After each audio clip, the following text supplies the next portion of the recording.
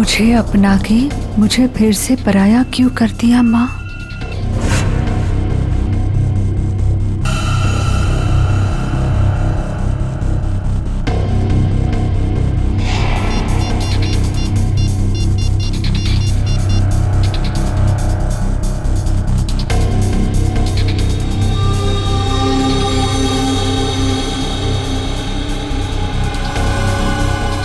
क्या आपने मुझसे कभी प्यार नहीं किया माँ?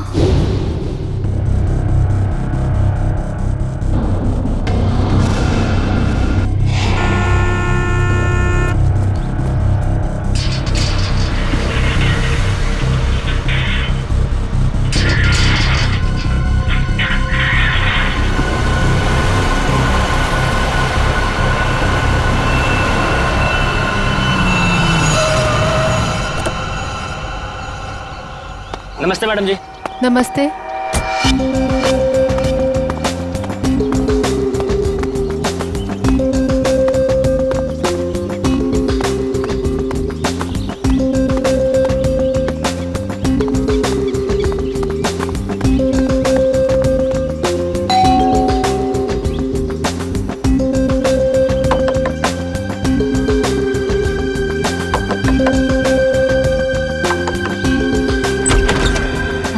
दरवाजा कैसे खुला है?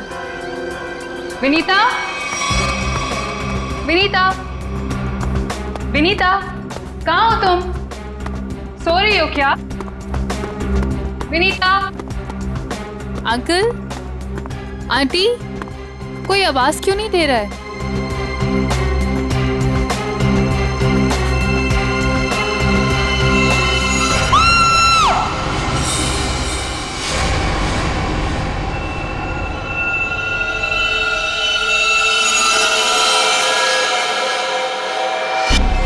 काफी खून बहा है सिर से। लगता है किसी भारी चीज से मारा गया है। सर बाथरूम में ये लोहे का रॉड मिला है सर, इस पे ताजे खून के धब्बे हैं। हो सकता है इन दोनों को मारने के लिए इस रॉड का इस्तेमाल किया गया है। उंगलियों के निशान मिल सकते हैं इस पे। संभाल कर रख दो।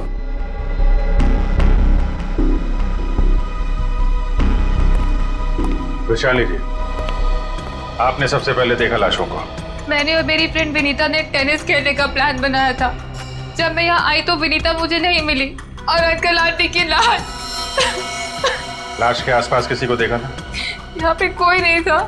और बाहर का दरवाजा खुला हुआ था? जी, पर मुझे विनीता की फिक्र हो रही है क्योंकि उसका फोन सुबह से बंद आ रहा है। विनीता का कोई फोटो है आपके पास? फोटो तो ये रही। वंश सर, ये फोटो सब चेक ना किया और पुलिस स्टेशन में भेजो।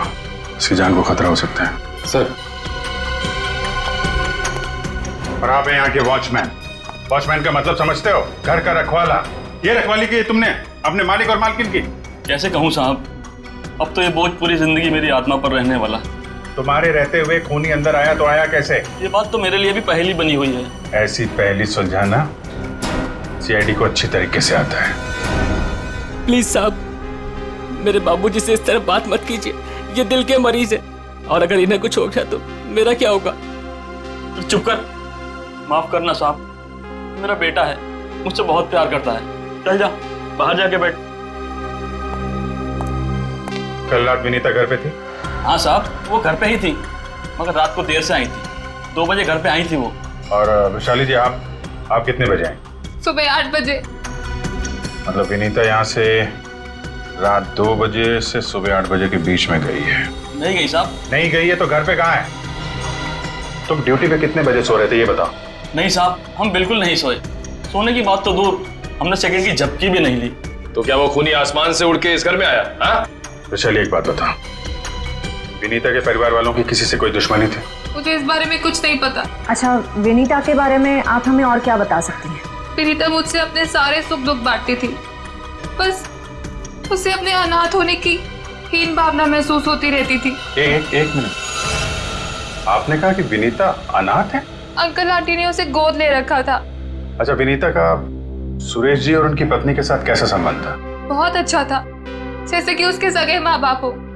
पर विनीता से वो एक ही बात से नाराज होते थे। कौन सी बात? रोहन। ये रोहन कौन है? वो सुरेश अंकल के दोस्त धनराज जी का बेटा था। उससे विनीता बहुत प्यार करती थी, पर इन्हें ये रिश्ता जरा भी मंजूर नहीं था। रोहन ठीक आदमी नहीं था क्या? एक नंबर का शराबी। उसकी शराब पीने की लत की वजह से उसके माँ बाप ने उसे जायदाद से बेदखल कर दिया था। शराब पीने के बाद उसे कुछ भी होश नहीं रहता। एक बार तो उसने मेरे सामने इतना बड़ा ड्रामा क्रिएट किया था। विनीता दरवाजा खोलो, खोलो दरवाजा। मैंने कहा दरवाजा खोलो वरना मैं दरवाजा तोड़ दूंगा। रोहन, मैं तुमसे अभी कोई बात नहीं कर सकती, प्लीज चले जाओ यहाँ से। मुझे अभी बात करनी है, मुझे इसी वक्त बात करनी है। खोलो दरवाजा, खोलो। साहब बिटिया ने मना किया ना, वो आपसे नहीं मिलना चाहती है, आप जाइए यहाँ से। विनीता, ये क्या कर रही हो? दरवाजा मत खोलो। मुझसे इस तरह से बात करने वाला। हाँ विनीता, तुम्हारे पापा एकदम सही कह रहे हैं। अभी वो होश में नहीं है, दरवाजा मत खोलना। और अच्छे से समझा दे कि दोबारा मुझसे पंगा ना ले। हट विनीता। ये क्या ड्रामा लगा रखा है रोहन? चलो अभी चलो यहाँ से। अरे और माफी मांगो इनसे। सॉरी सॉरी वॉचमैन अंकल, मुझसे गलती हो गई। ये मेरी बदतमीजी की कीमत। दारू पी के तुम कुछ भी करते हो ना, कुछ भी बकते हो। चलो यहाँ से, चलो रोहन। हो सकता है इस रोहन ने शराब के नशे में आके सुरेश जी और उनकी पत्नी का खून कर दिया, और फिर विनीता को अपने साथ लेकर चला गया। इस रोहन का नंबर है आपके पास? हाँ, नंबर तो है मेरे पास। 1982345561।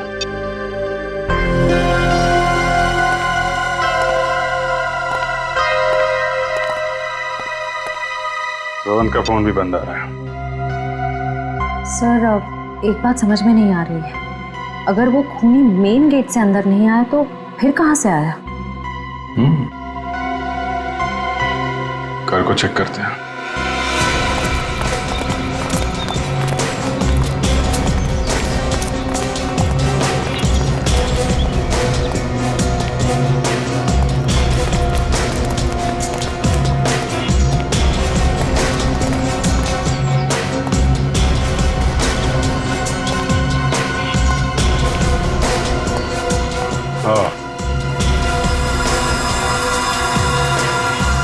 ये देखा?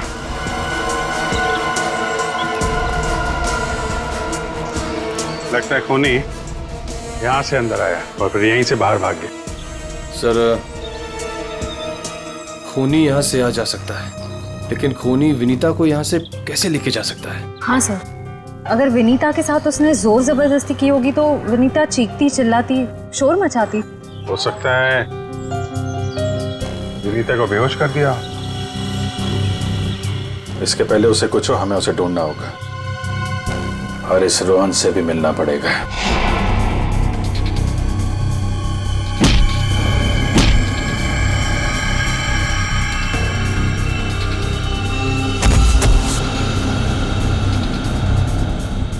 सर, अभिजीत सर ने रोहन का यही का पता बताया।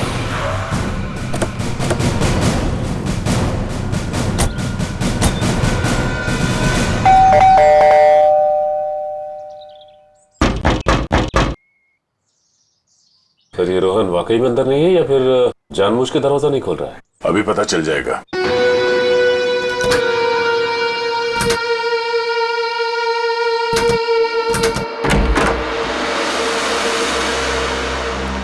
हो सकता है उसने विनीता को यहीं कहीं छुपा के रखा हो। घर में सामान भी ज्यादा नहीं है, पूरा घर खाली दिखाई दे रहा है। हाँ, वैसे भी कंगाल है वो। माँ बाप ने तो बेदखल कर दिया था उसे। सचिन,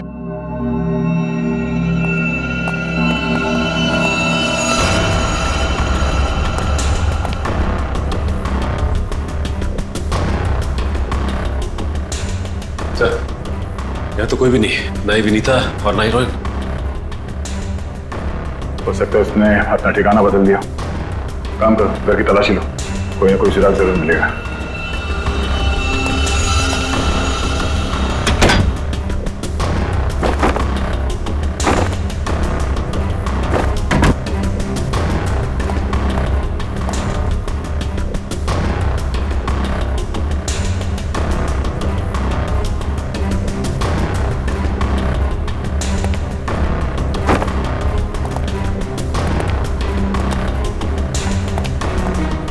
चारों तरफ किताबें ही किताबें पढ़ी।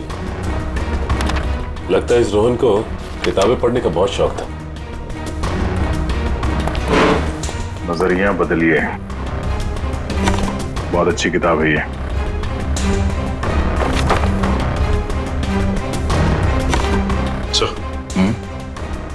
ये देखिए, इस डस्टबिन में ये दस्ताने पड़े थे। लगता है किसी ने अभी भी जलाया। मतलब इन दस्तानों का इस केस से कुछ लेना देना है।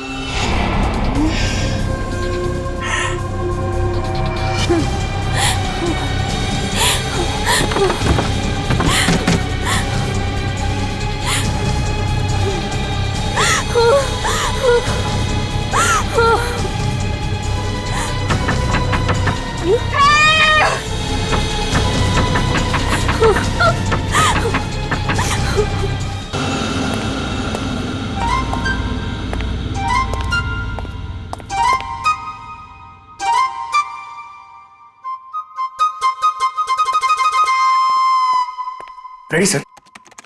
मेरे इतने बड़े शरीर के इत्तू से दिमाग में ना एक बात नहीं घुस रही है। कौन सी बात? ये रोहन का मेन मकसद था विनीता से शादी करना, करेक्ट? करेक्ट। फिर इसने अपने सास ससुर की जान क्यों ली? अरे वृषाली ने बताया था ना कि उसे शराब पीने की बहुत जबरदस्त लत थी, और शराब के नशे में लोग अक्सर कुछ भी कर जाते हैं, उन्हें कुछ याद नहीं रहता। हाँ क्या? क्या? शराब के नशे में इतनी ऊंची दीवार कोई कैसे चढ़ सकता है, भले रस्सी के सहारे क्यों?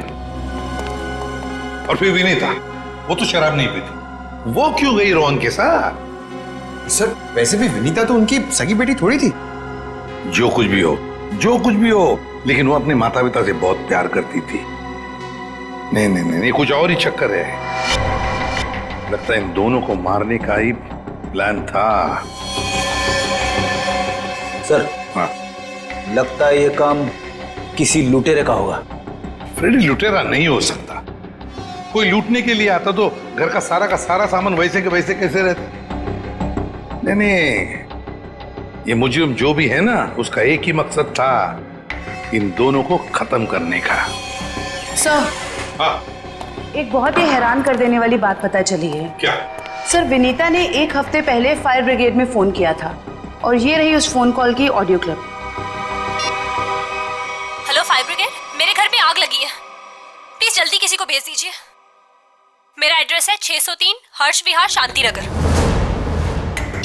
लेकिन सर जब फायर ब्रिगेड वाले उनके घर पहुंचे तो विनीता की मम्मी माला जी ने उन्हें ये कहकर वापस भेज दिया कि वहां कोई आग वाग नहीं लगी है। हाँ, उसके घर में तो कोई आग लगने का निशान भी नहीं मिला। अरे झूठ क्यों कहा उसने? यही बात तो समझ में नहीं आ रही। फायर ब्रिगेड वाले ने खुद देखा था स्टोर रूम से धुआं निकलते हुए। उसने अंदर जाना भी चाहा, लेकिन माला जी ने उसे रोक दिया। माला जी ने फायर ब्रिगेड वाले को अंदर जाने से रोक दिया? क्यों? कुछ और ही चक्कर है।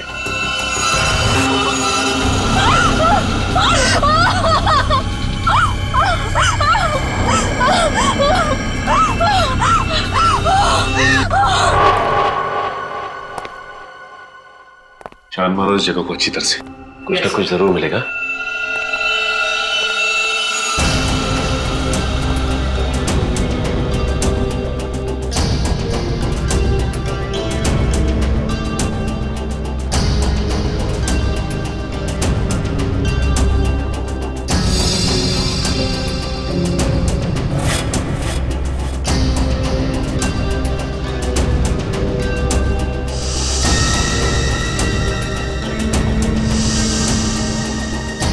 ये क्या? क्या हुआ सर? सीलिंग पे पेंटिंग बनाया। बड़ी ही अजीब बात है। देखते हैं।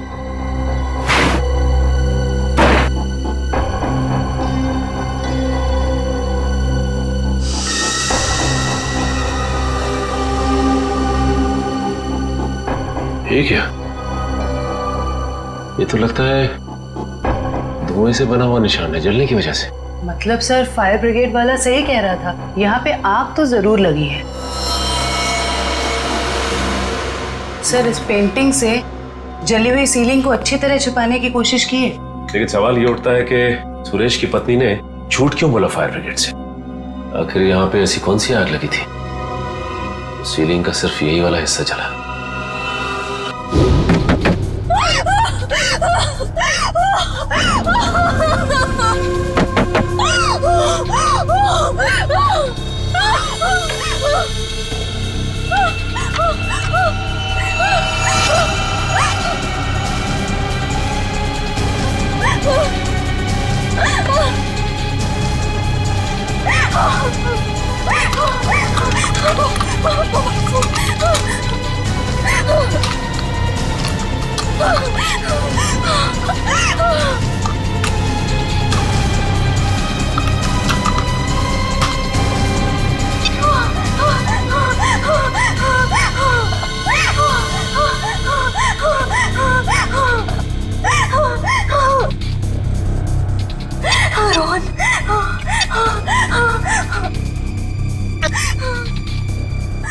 रोहन फोन क्यों नहीं उठा रहा?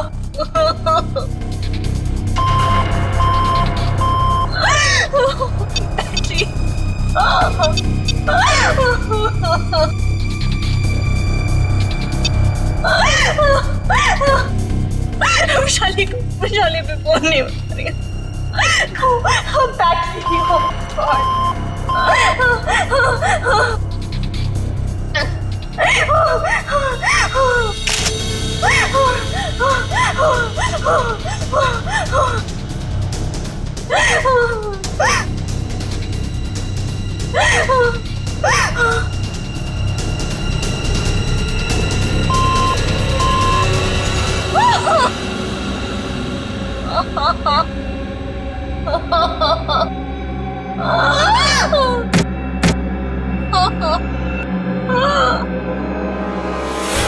बस मौत रात को 1 बजे से 3 बजे के बीच में हुई है।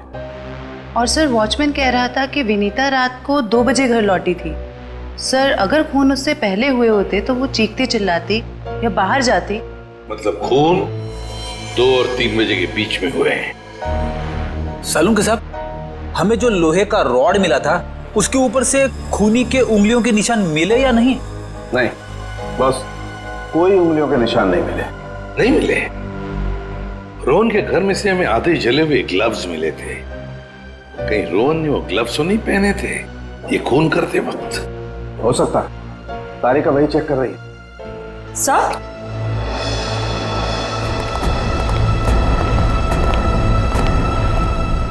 सर ये खास किस्म का सॉल्यूशन है, इको डेल्पाइट नाम। अगर मैं इस सॉल्यूशन को इन दस्तानों पर डालूं तो इन दस्तानों पर जो कुछ भी लगा हुआ होगा वो अलग हो जाएगा। अरे वाह, फॉरेंसिक टेक्नोलॉजी कहां से कहां पहुंच गई है।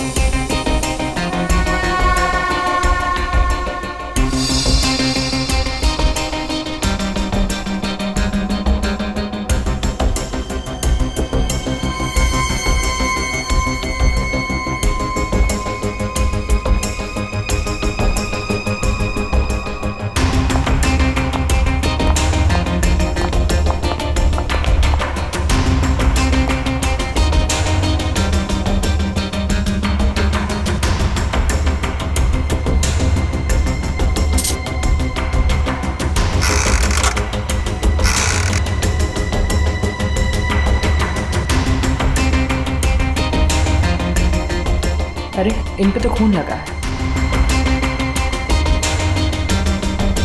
देखते हैं किसका है।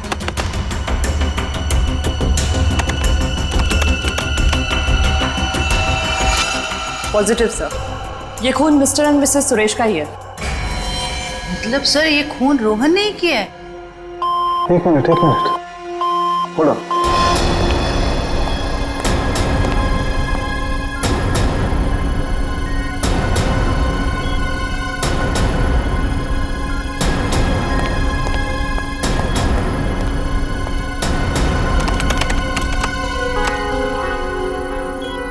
बस वो देखो,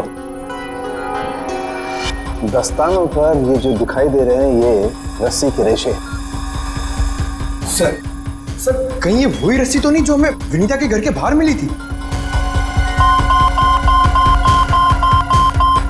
ये डॉक्टर साहब का कंप्यूटर कैसा है? टी टी टी टी करते रहता है। बस दस्तानों पर रस्सी के रेशे के अलावा कुछ और भी है। क्या? थोड़ा वक्त दो, पता लगाता हूं।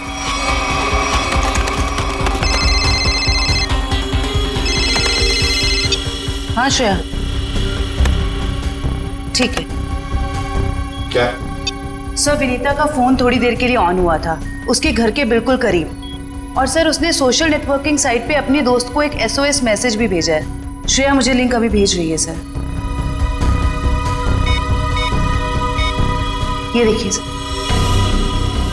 मैं घुटन से मर रही हूं, प्लीज मुझे बचाओ।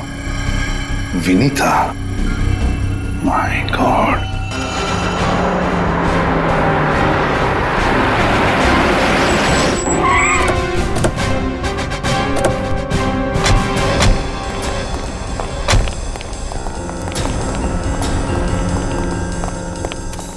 फिर मोबाइल कंपनी ने बताया कि विनीता का फोन आखिरी बार यही ऑन हुआ था।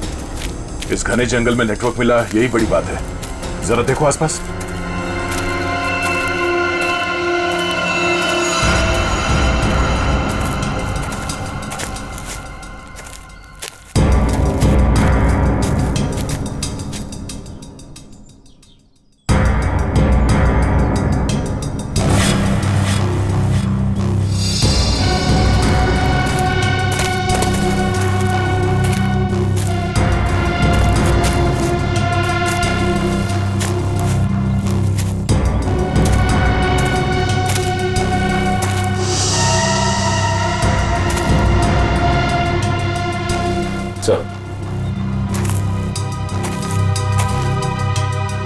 सामने झोपड़ी दिखाई दे रही है।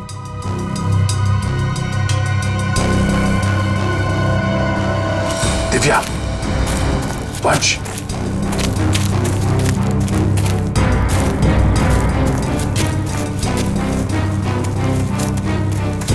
चौकन्ने रहना।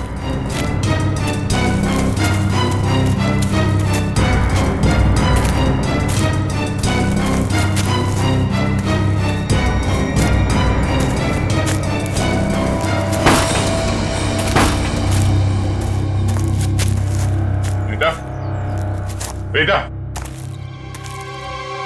तो तलाशी लो।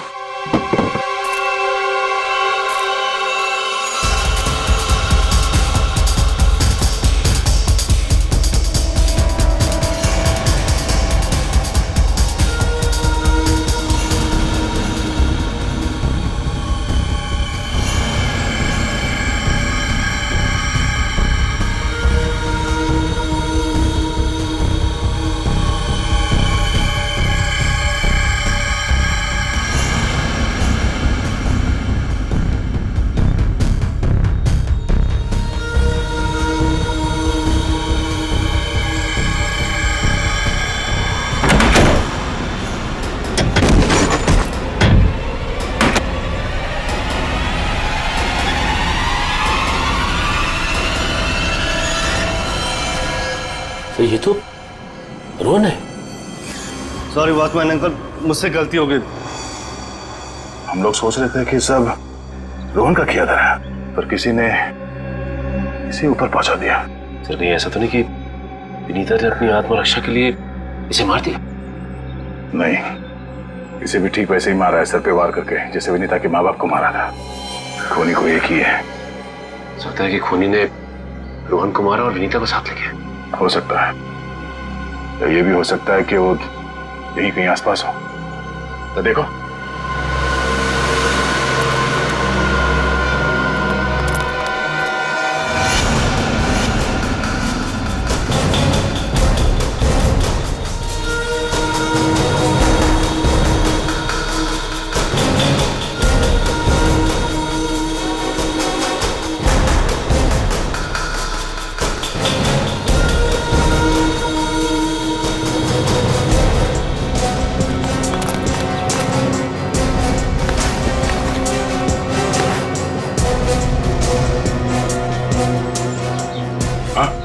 पास भी कुछ नहीं मिला। तो कुछ नहीं मिला। ये देखिए, फावड़ा और कुदाल।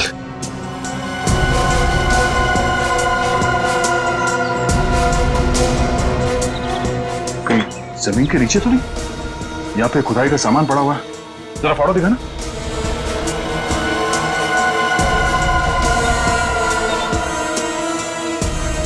इस फावड़े पे गीली मिट्टी लगी हुई और ये पत्ता।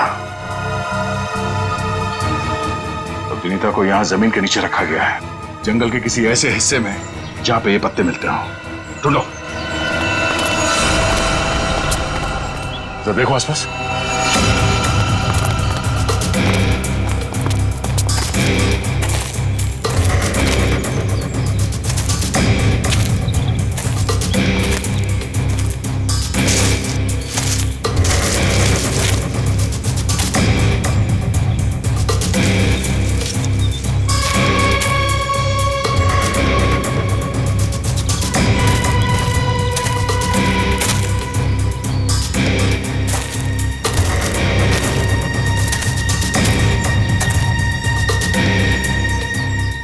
सचिन, वंश, दिव्या, ये देखो, लगता है हाल फिलहाल में यहाँ खुदाई हुई है। वंश, खुदाई का औजार लिया जल्दी। सर।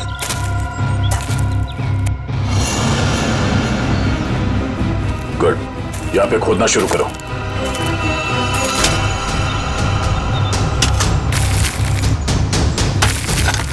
एक मिनट हट जाओ।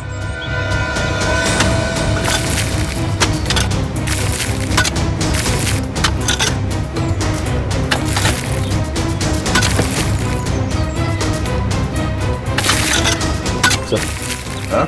कुछ है। एक मिनट, खोदना बंद करो, हाथ से निकालो।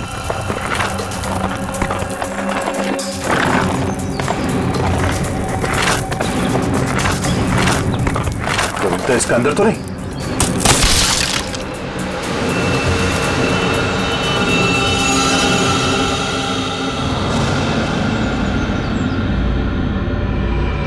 विनीता! ओह नो, सांसें धीमी चल रही है, इसे अस्पताल ले जाना होगा। निकालो उसको बाहर जल्दी। हाथ दो, निकालो बाहर, निकालो। पैर पकड़ो उसके। चलो।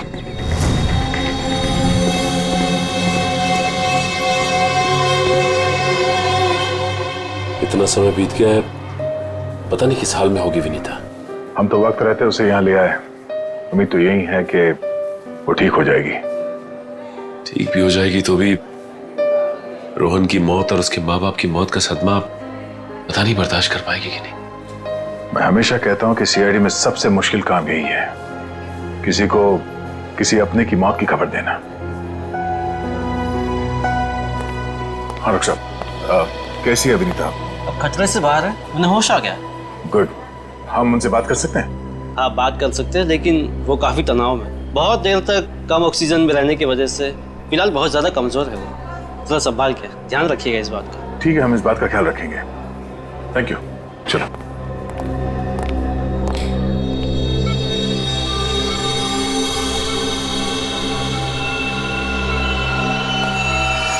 अरे नहीं नहीं नहीं, लेटे रहो, आराम करो। Thank you sir. डॉक्टर ने बताया कि आप लोगों ने मेरी जान बचाई। अरे हम तो बस एक जरिया थे, जान बचाने वाला तो वो है। ये ऊपर वाले की भी मुझे समझ नहीं आती। जब उसने मेरी जान बचाई तो मेरे मम्मी पापा की जान भी बचा लेते। तो तुम्हें अपने माता पिता के मर्डर के बारे में पता है? हाँ जी सर, जिस वक्त ये सब हुआ मैं नीचे हॉल में रोहन से फोन पे बात कर रही थी, तभी मैंने कुछ आवाजें सुनी। फिर क्या हुआ? और जैसे ही मैं दौड़ के ऊपर गई तो किसी ने मुझे क्लोरोफॉर्म सुंघा दिया, लेकिन मैं पूरी तरह से बेहोश नहीं हुई थी। और किसी ने मेरी आंखों के सामने मेरे मम्मी पापा का खून कर दिया। सर, जिस किसी ने भी मुझे दोबारा अनाथ किया है, आप प्लीज उसे छोड़िएगा मत। उसे फांसी होनी चाहिए, फांसी। बिल्कुल, तुम्हारे माता पिता और रोहन के खूनी को हम क्या? रोहन का भी खून हो गया? अब मैं किसके सहारे जीऊंगी? प्लीज सर, संभालिए अपने आप को, प्लीज। अच्छा ये बताइए कि आपको कब पता लगा कि आप उस बॉक्स के अंदर बंद हैं? जब मेरी आंखें खुली तो मैं एक घुटन भरे बक्से में थी। मुझे नहीं पता था कि किसी ने मुझे जिंदा दफन कर दिया। अच्छा विनीता, उनमें से किसी का चेहरा देखा था तुमने? नहीं सर। ठीक है। आरोप साहब, दया, वो जो रस्सी है, उस रस्सी पर मुझे भेड़ का बाल मिला है। उस रस्सी पे भेड़ का बाल मिला? हाँ दया, भेड़ का बाल। और भेड़ भी ऐसी वैसी नहीं, हिमालय पर रहने वाली भेड़। ओह, मतलब वो रस्सी किसी ऐसे आदमी का है जो हिमालय पर्वत के आसपास जाके आया है या फिर वहीं का रहने वाला है? बिल्कुल बिल्कुल। ठीक है डॉक्टर साहब, मैं आपसे बाद में बात करता हूँ। ओके। अच्छा हाँ दया, विनीता कैसी है? ठीक है, होश आ गया उसे। गुड गुड, चलो ठीक है फिर, बाय। Okay sir. विनीता, ये बताओ कि तुम्हारे आसपास में कोई ऐसा आदमी है जो हाल ही में हिमालय जाके आया था क्या, या फिर वहीं का रहने वाला हो जो यहाँ पे आया हो? सिर्फ हिमालय पे नहीं, नेपाल भी गए थे मम्मी पापा। अच्छा, कब की बात है? 1 महीने पहले की। वो खुद से वहां गए थे या ये ट्रैवल एजेंट के जरिए टूर पैकेज में? टूर बुक करवाया था सर। इससे उनके पैसे भी बच जाते थे और उनके नए दोस्त भी बन जाते थे। लेकिन उन्हें नहीं पता था कि ये टूर उनकी जिंदगी का आखिरी टूर होगा। संभालो अपने आप को। विनीता, हमें उस ट्रैवल एजेंट का नंबर चाहिए। सर, विनीता के माता पिता के साथ जितने भी लोग नेपाल गए थे उन सभी से पूछताछ कर ली। तो क्या पता चला? सर, नेपाल में एक अनाथ आश्रम है। सुरेश जी और माला जी जब भी नेपाल जाते थे वो इस अनाथ आश्रम में जरूर जाते थे। बानवीर संस्था। विनीता को भी तो यहीं से गोद लिया था माला और सुरेश ने। जी सर। हाँ, देखते हैं जरा इनसे बात करके। हेलो, देखिए मैं एसीपी प्रद्युमन बोल रहा हूँ, सीआईडी से, या मुंबई। अच्छा देखिए, मुझे माला और सुरेश के बारे में कुछ इंफॉर्मेशन चाहिए। हाँ हाँ, वो 1 महीने पहले आपके यहाँ आए थे ना? अच्छा अच्छा, तो प्लीज एक काम करेंगे आप, वो फोटोग्राफ्स हमारे सीआईडी के वेबसाइट पर मुझे भेज देंगे आप? Okay, thank you. क्या हुआ सर? किसकी तस्वीरें मंगवाई आपने? विनीता को गोद लेने से पहले सुरेश और माला ने इसी अनाथ आश्रम से 1 साल पहले एक लड़के को गोद लिया था, गोविंद नाम में। गोविंद, लगता है फोटोग्राफ्स आ गए।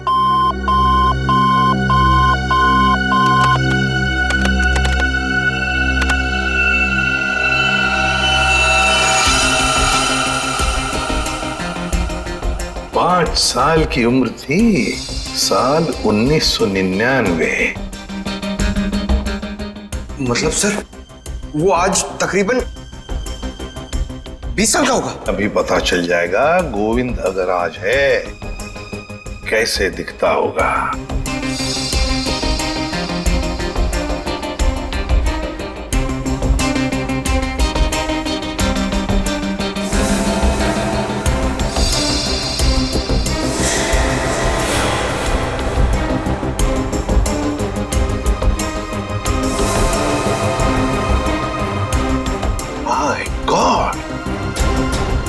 माय गॉड, ये गोविंद है।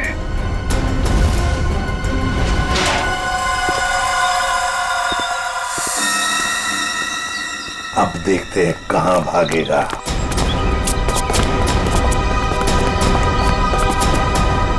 ठीक है सर, हमें देख के अंदर भाग गया है। जब गीदड़ की मौत आती है तो वो शहर की तरफ भागता है, मगर ये तो अंदर भाग गया। मगर सर, वो अंदर की तरफ क्यों भागा? वो तो पकड़ा जाएगा। ऐसे मुजरिम बाहर की तरफ भागते हैं, मगर ये अंदर भागे या बाहर, पकड़ा तो ये जाएगा ही। कहां गया ये? अभिजीत, दया सर, फैल जाओ, मैं सामने से घुसता हूं।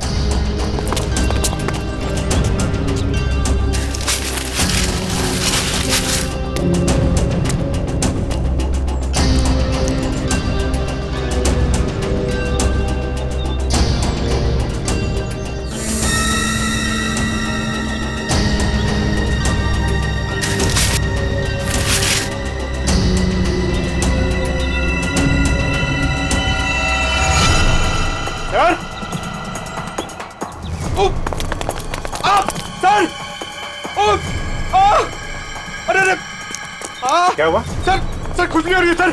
अरे खुजली कहाँ से होने लगी तुम्हें? सर बहुत तेज खुजली हो रही है सर। ये झाड़ की वजह से। अभिजीत क्या हुआ इसे? सर ये प्लांट ये बहुत गड़बड़ है, इसकी वजह से इसको खुजली हो रही है।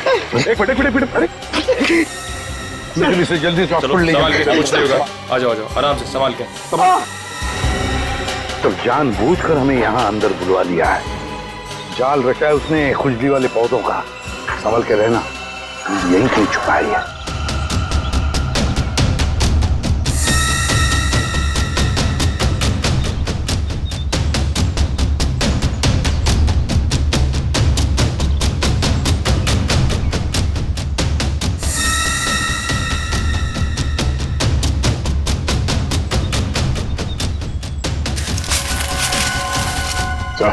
हाँ?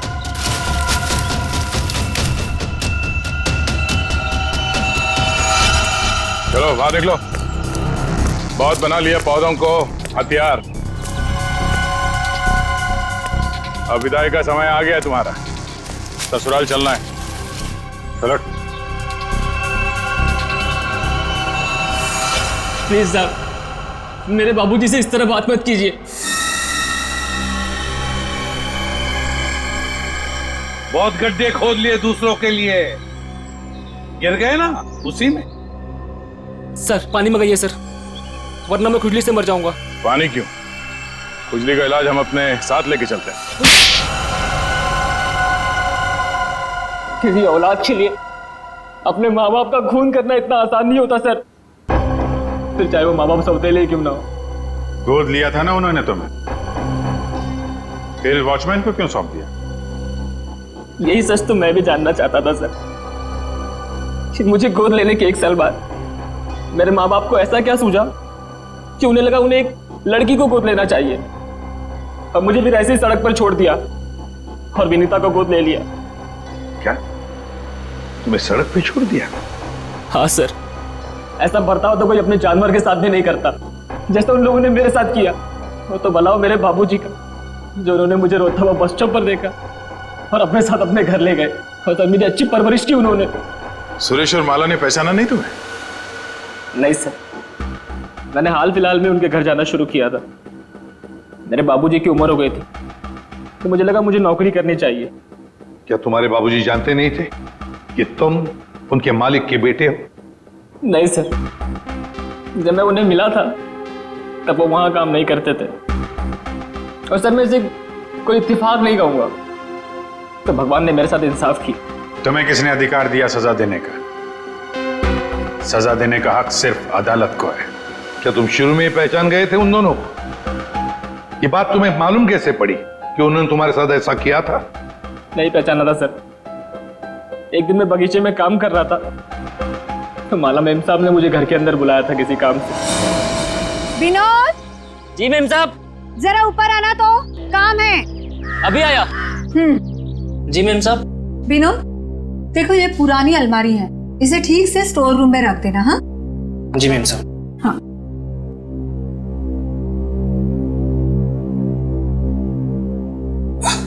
क्या हुआ विनोद, बहुत भारी है क्या? बहुत ज्यादा भारी मेम साहब। एक काम करता हूँ, इसमें से कुछ सामान बाहर निकाल लेता हूँ। मगर निकाला हुआ सामान फिर से रख देना अंदर। हाँ जी मेम साहब। हाँ।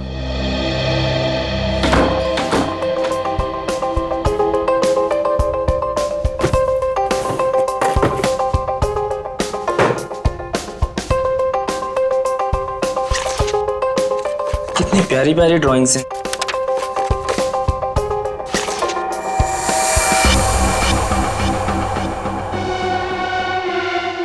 ये तस्वीर तो मेरे बचपन की है। इसका मतलब साहब और मेम साहब ने मुझे गोद लिया था। विनोद, कितनी देर, जल्दी करो। जी मेम साहब, बस हो गया।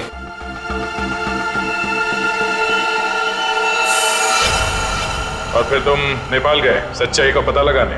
हाँ सर, और जब मुझे सच का पता चल गया तो मैंने पूरे परिवार के नाक में दम करना शुरू कर दिया।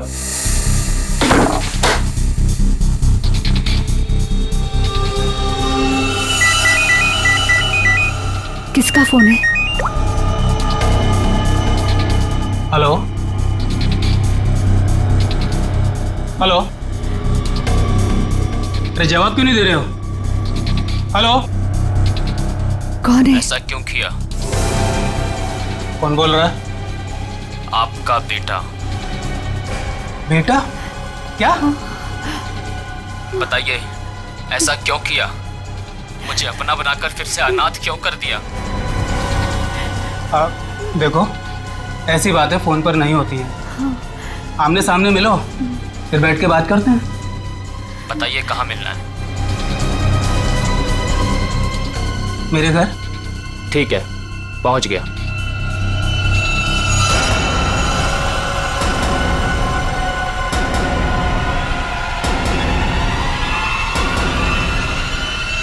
स्टोर रूम की अलमारी में तुम्ही ने आग लगाई थी ना?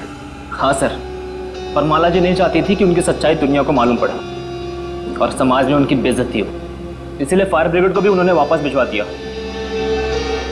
और रोहन? रोहन को क्यों मारा? मैं रोहन को नहीं मारना चाहता था सर, उससे मेरा कोई लेना देना था ही नहीं।